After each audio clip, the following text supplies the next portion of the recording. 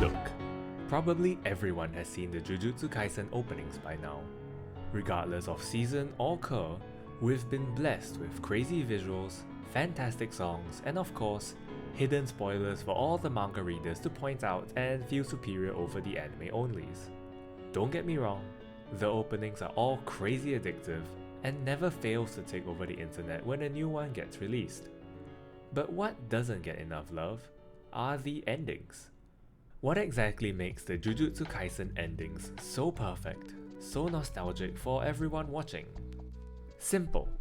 Every ending invokes a sense of longing, the feeling of going back to better days.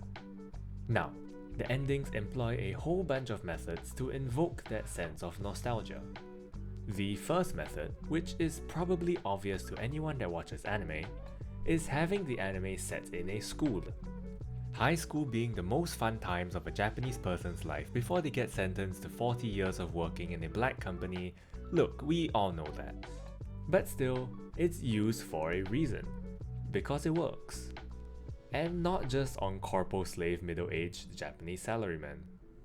Vsauce did a pretty good segment on it in this video, but basically, we feel nostalgia for the memories formed when we were of a certain age. This little reminiscence bump from ages 10 to 30, but mostly focused around the teenage years.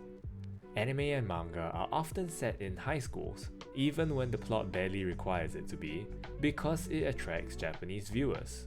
Plain and simple. The allure of going back to happy high school days.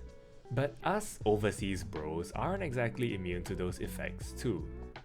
We watched a shitload of these high school animes while growing up as well, and when you're a friendless loner that binged anime and played 14 hours of video games a day, anime would form a pretty significant part of your identity as you grew up. No? No one else? Just me?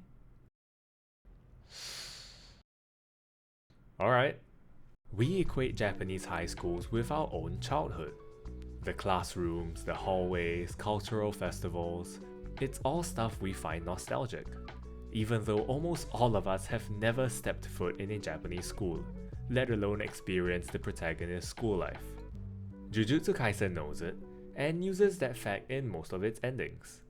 The shots of vending machines, daydream scribbles on school desks, mucking about with friends during the obligatory beach segment. It helps the anime build depth to the characters, and provides a slower, alternate pace to an anime already jam-packed with action and plot progression. One way the effect is amplified comes from the plot itself.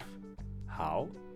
Let's take a look at the first arc, and subsequently the first ending of the second season. Getting into the backstory of a few of the major characters, it's set more than 10 years before the main story. Apart from the contrast between Gojo and Geto's differing ideologies that defines the hidden inventory arc, it's also a throwback to the late 2000s, full of Tamagotchis, My Chemical Romance, and the belief that once-in-a-lifetime financial crises only happened once in a lifetime. For most of us watching this video, that would be the most idyllic period of our lives. The future seemed so far away, and those days of dicking around seemed like it would never end. That was the vibe that the hidden inventory arc was going for, with the episodes focusing on the lost friendships of youth theme, and the ending encapsulated those feelings perfectly. From Shoko's flip phone to hanging out at the arcade playing Street Fighter with mates after school, everything points to the good old days. Private conversations lost to time. That long gone school life before everyone grew up and life went to shit. The accompanying song, Akari, touches on reflection and relationships, and together, all the parts form an amazing nostalgia punch for us viewers, even towards characters we've just been introduced to. Sorry Haibara. Someone had to fill in the role of ponytailed, hair over the shoulder main protagonist mom. Lastly, the methods chosen for the endings to be filmed are fantastic as well. Especially prominent in the second ending of the first season, these vertical videos of candid shots, filming characters when they least expect it, and showing the humane side to them.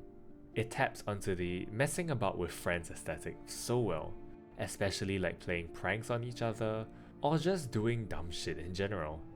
The dumbest things somehow always become fun once it involves doing it with friends.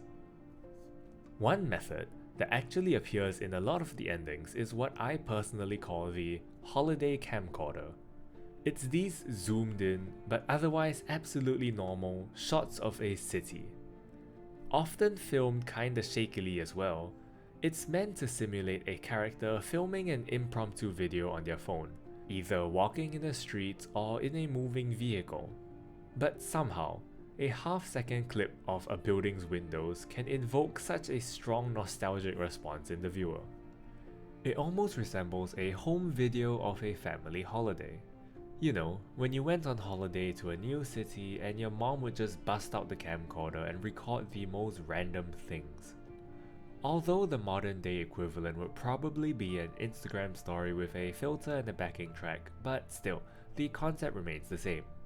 Pure, simple nostalgia for past vacations and other fun times. As the Shibuya arc goes into full swing, and the craziness that's been hyped for years finally gets put on screen in these coming weeks, it's nice to have the endings provide a little calm, comfy way to end each episode. It's also sad in a way, since once the Shibuya arc is over, we the viewers are gonna miss the old days, where the characters could mess around, have fun, and enjoy their youth. Because as we'll find out, once this arc really gets underway, the Jujutsu Kaisen story will never be the same again. Now if only MAPPA could start paying their animators better.